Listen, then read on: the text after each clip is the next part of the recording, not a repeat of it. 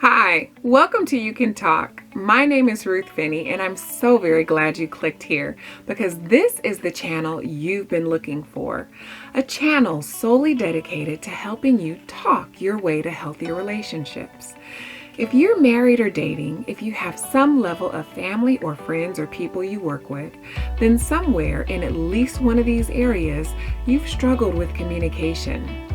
If you're ready to experience some real change with your relationships, and you're willing to put some simple principles into practice, become a talker, subscribe to You Can Talk, and walk with me through the user's manual as we discover some revelations in communication that you can incorporate into your life. Here, we will tackle some of the most common and challenging issues we all face, so you can talk your way to healthier relationships.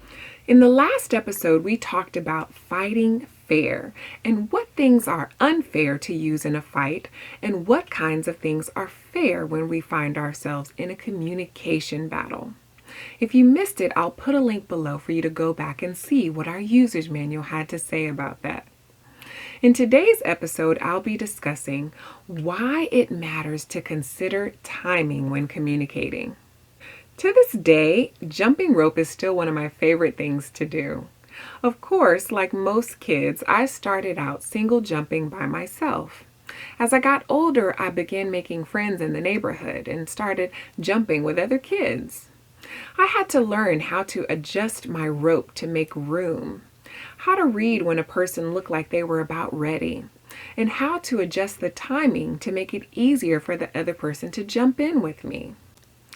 I considered myself to be a fairly decent jumper, but when I started school, I was introduced to a form of jumping rope called double dutch. Immediately, I became a fan and a ready and willing participant. I practiced double dutch until I got it down pretty good.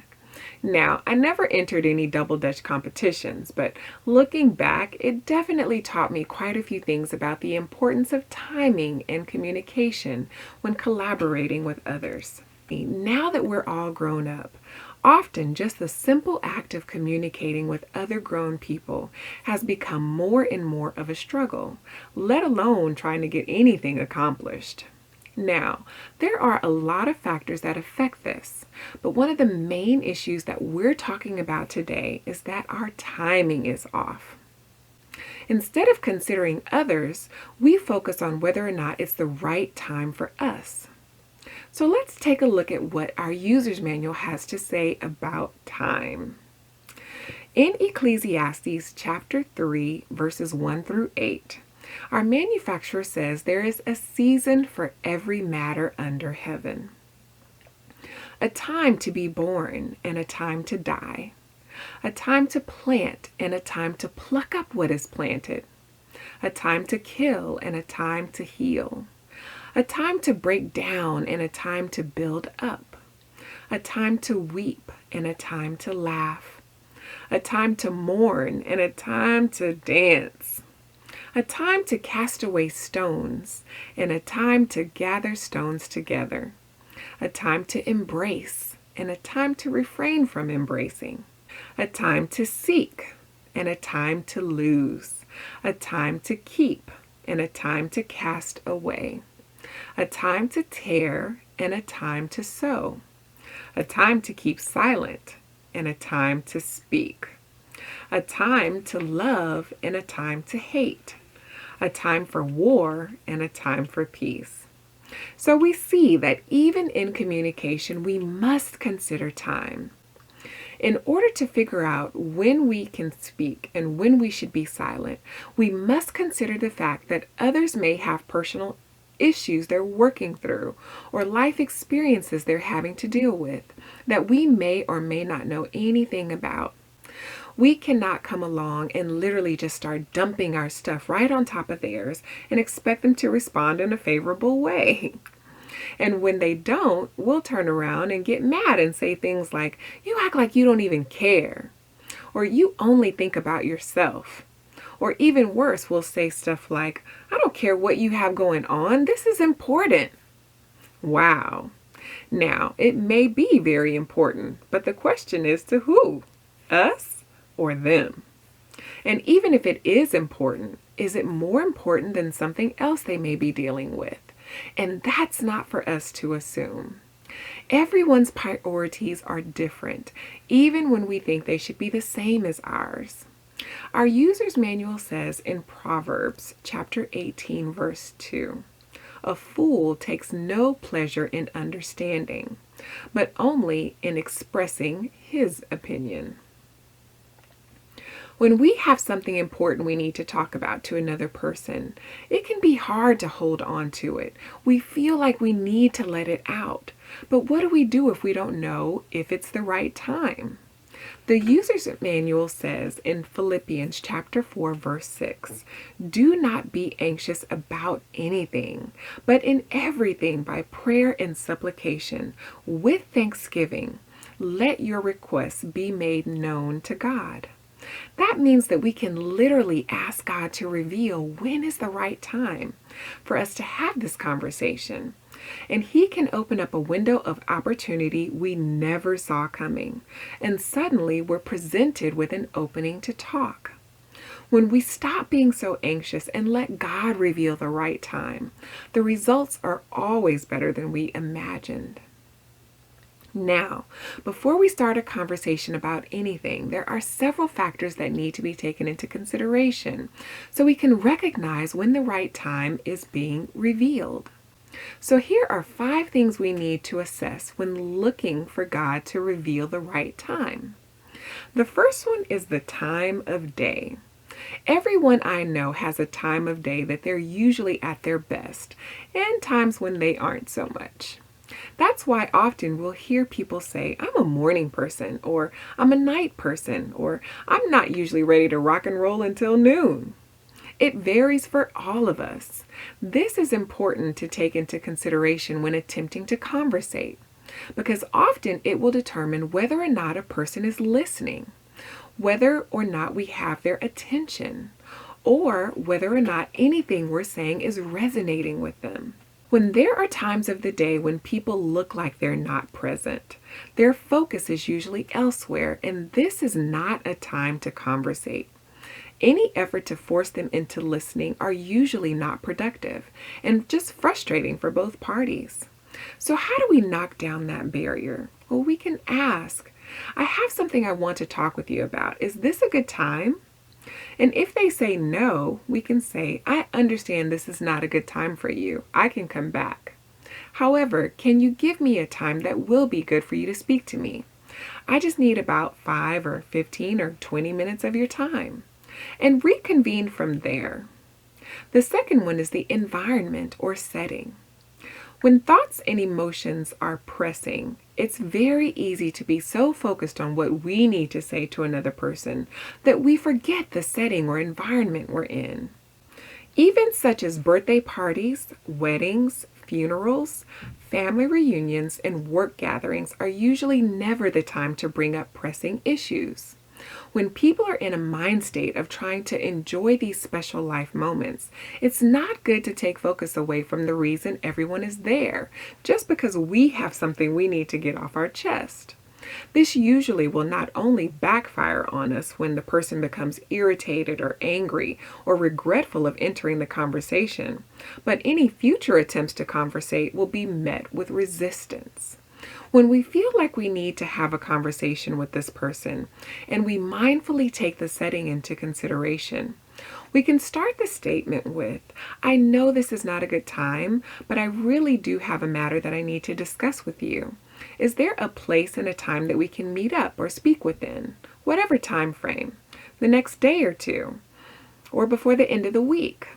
This shows that we care enough to respect how much the event means to them and will later allow us the opportunity to say what we need to say while increasing the likelihood of us having their undivided attention.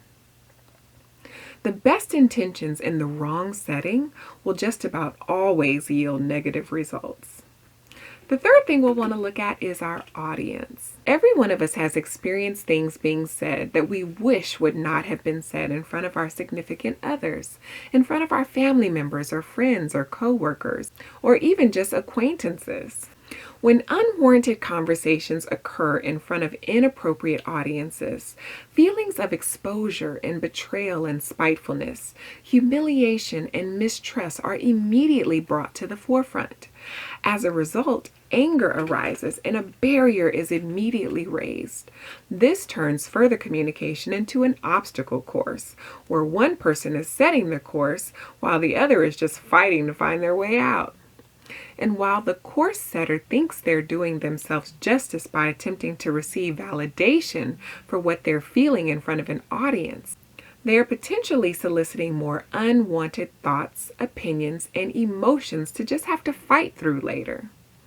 When an unwarranted conversation is brought up in front of an audience, the initiator should immediately apologize to the receiver and the audience for bringing the matter up, and make efforts to find a more appropriate setting to discuss the issue. If the initiator seems insistent on continuing to discuss the matter in front of others, the receiver should respond, "I understand that this is something that you and I need to discuss, but now is not the time or place, and I will not discuss it any further. However, I am willing to talk about it at a later time and location." Do not be bullied into having a conversation in front of an audience you have not approved. The fourth thing you'll want to look at is the state of mind or the mood.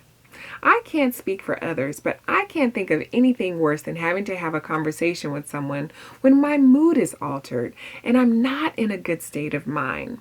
When I'm irritated or sad or frustrated, moody or even sleepy or hungry or tired. Having someone force a conversation on me only causes me to want to check out.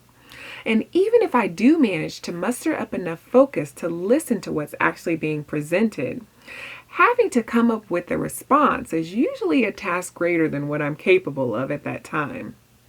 The biggest challenge when considering state of mind is recognizing when we're not ourselves, or when the person we're speaking to is not themselves. The best thing to do is to be honest with ourselves and the person presenting the conversation, and letting them know that this is not a good time.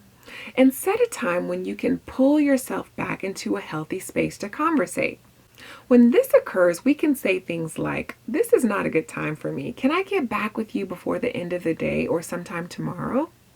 But if it's a pressing matter that cannot wait, we can simply ask, "Can you give me a moment?" And take 5 or 10 minutes to use whatever techniques you know that will help you pull yourself together. If we're the person trying to have the conversation, we can say, "I have something I need to speak with you about. Is this a good time for you?" And if we notice the person is in an altered state of mind, we can first ask, "Are you okay? And is there anything I can do to help?" before we take this conversation any further. Or, "I can see this is not a good time for you. I can come back another time." Usually the person will remember the consideration we gave them and come to us when they're ready to talk. The fifth thing we'll want to look at is body language. I've always heard it said that actions speak louder than words, which may be the case when trying to read the receptiveness of a person by looking at their body language.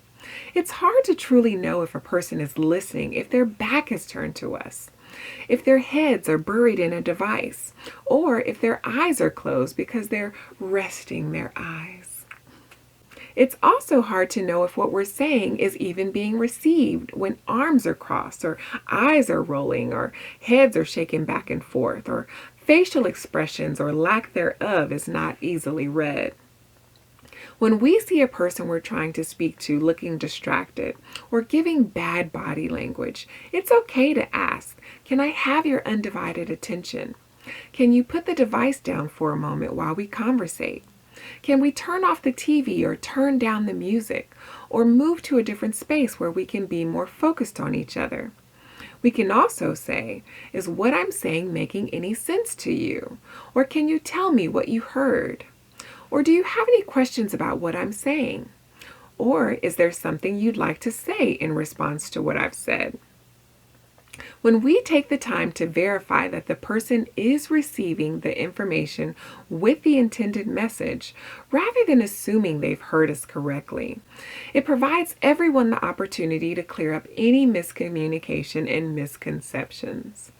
When we take timing into consideration and pay attention to the time of day, the environment or setting we're in, the audience, our state of mind, and body language, we can learn to discern when God is presenting us with the optimal time to jump in and talk our way to healthier relationships.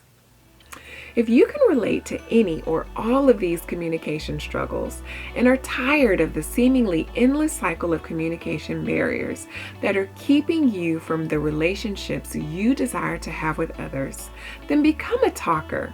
Subscribe to You Can Talk. Select that notification bell and meet me here on Thursdays for the next episode, where we'll be discussing how words do hurt. If you're ready to experience some real change in the communication in your relationships, commit to discovering how you can tame the tongue, approach with compassion, listen deeply, knock down the barriers, and talk your way to healthier relationships. Let your communication be the light of God's love the world so desperately needs to hear. Leave a comment below and let me know what will be your tip of the week or talk-inspired practice that you're willing to commit to working on. Tell me, how will you work on your timing this week? Will you consider the time of the day, the environment, and the audience? Or will you be more mindful of your mood and body language? Whatever it is, I'm rooting for you and praying for you, because you can talk your way to healthier relationships. Thanks for watching, and if you would, please like and share this video, and I'll see you here next Thursday.